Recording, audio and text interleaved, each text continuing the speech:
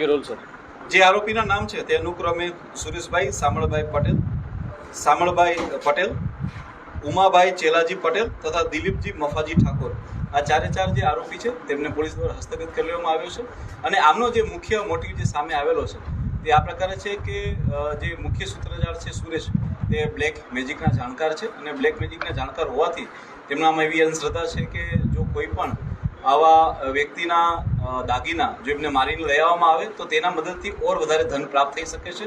આ બ્લેક માન્યતાને તે પોતાના શરીરે રાખી અને આ ઘટનાને અંજામ આપે છે. સાથે સાથે પોતાની સાથે પોતાના પિતાને અને પોતાના મામાને સાથ કરે છે. અને રાત્રિના સમયમાં કોઈને અવાજ ના આવે તેટલા માટે થઈને એક ટ્રેક્ટર પણ ચાલુ રાખે છે. ટ્રેક્ટરના અવાજની અંદર જે થઈ અને 3 લોકો ત્યાં જઈ અને મર્ડર કરે છે. આ સિવાય સુરેશના જે મુખ્ય ગુરુ છે ભુવા, એની પણ એ લોકો મદદ લે છે. તેના ઘરે જઈ અને ત્યાં પણ એ લોકો વિધિ કરે છે અને ત્યારબાદ જે છે એ પોતાના તમામ ઘરેણાને જે છે એ બીજા એક વ્યક્તિને આપી દે છે. આ પ્રકારની વસ્તુની જાણ થતાં જ અમારી એસઓજીની ટીમ દ્વારા તે લોકોને હસ્તગત કરવામાં આવે છે અને ઇન્ટ્રોગેશનમાં તે લોકોને પકડી પાડવામાં આવે છે. સાહેબ, કોઈ તાંત્રિક વિધિ માટેની કોઈ જે વાત હતી, તાંત્રિક વિધિ માટે હત્યાઓ કરવામાં આવી છે એવું કોઈ?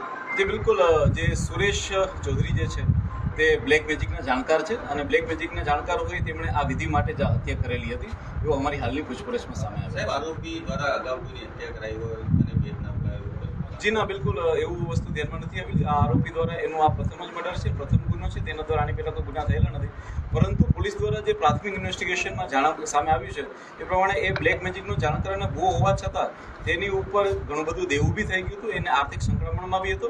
તેને ઘણા લોકોને ચેક આપેલા હતા જે બાઉન્સ ના થાય તેના માટે પણ તેને આર્થિક સંકળામણ હતી. સાહેબ, આ 3 જ આરોપી છે કે હજુ પણ આરોપી અંદર કોઈ બીજા સંડોવાયેલા છે? જી બિલકુલ, અમે આજે આરોપીને હસ્તગત કરી તેમને અરેસ્ટ કરી અને ત્યારબાદ અમે નામદાર કોર્ટની સમક્ષ તેમનું રિમાન્ડ માંગવાના છીએ.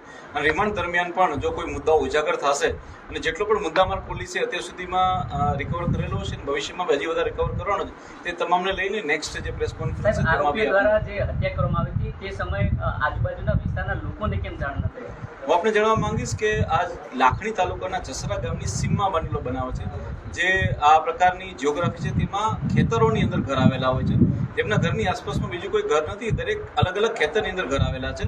અને સાથે સાથે છતાં પણ કોઈ અવાજ ન થાય તેના માટે થઈ અને પ્રી પ્લાન મુજબ આરોપીઓ જે છે એ ટ્રેક્ટરને ચાલુ રાખેલું હતું. ટ્રેક્ટરના અવાજમાં જે છે આ હત્યા જે દટાઈ છે એ માટેનો એમનો પૂરતો પ્રયત્ન. સાહેબ, લૂંટમાં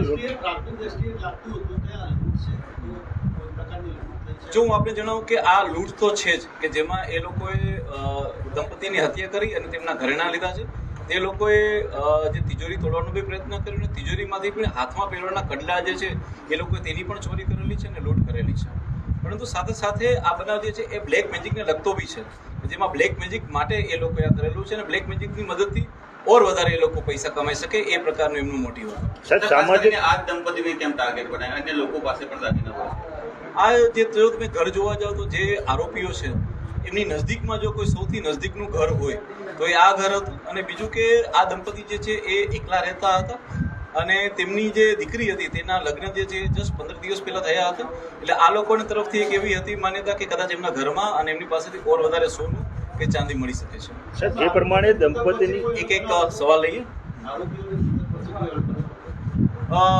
એ લોકોએ પહેલા ક્લેમ કરેલો હતો કે એમને અણબનાવ હતો, પરંતુ પોલીસ દ્વારા જે ડીપ ઇન્ટ્રોગેશન થયું છે તેની અંદર એમને વચ્ચે કોઈ અણબનાવ હતો ભૂતકાળમાં બી એવું સામે આવેલું નથી. કેટલો મુદ્દામાં રિકવર કરેલો? હાલમાં પોલીસ દ્વારા જે છે એ એમની પૂછપરછના અંતે પોલીસ દ્વારા જે છે સંપૂર્ણપણે મુદ્દામાલને રિકવર કરવા દેવામાં આવશે. સાહેબ, સામાજિક મુદ્દાને લઈને કોઈ આમાં જાણવા મળ્યું છે કે સામાજિક મુદ્દાઓને લઈને પણ કોઈ હત્યાનો કોઈ? પોલીસ દ્વારા દરેક પહેલું ઉપર ઊંડાણપૂર્વકની તપાસ થઈ છે અને હાલમાં તેની અંદર કોઈ સામાજિક પહેલું હોય એવી કોઈ પણ વસ્તુ સામે આવેલી નથી. સોશિયલ મીડિયામાં વિષ્ણુ ગેંગનું હાથ એવું ચાલતું હતું, તેને આપ તારીખ? જી બિલકુલ, આની અંદર કોઈ વિષ્ણુ ગેંગનો હાથ નથી. આની અંદર જે છે એ પોલીસે જે આરોપી હસ્તગત કરેલા છે તેમાં પોલીસ દ્વારા જે છે એ તમામ એવા હથિયારો કે જેની અંદર ઉપયોગ થયા હતા, જે ગાડીનો ઉપયોગ થયો હતો, એ તમામ વસ્તુઓને પોલીસે ફોરેન્સિકની મદદથી રિકવર કરેલું છે અને પૂરતા એવિડન્સ બી પોલીસે લીધેલા છે. આમાં કોઈ પણ વિષ્ણુ ગેંગનો હાથ નથી. આમાં જે આરોપી હસ્તગત કરવામાં આવેલા છે તેમનું જ આની અંદર જે છે હાથ છે.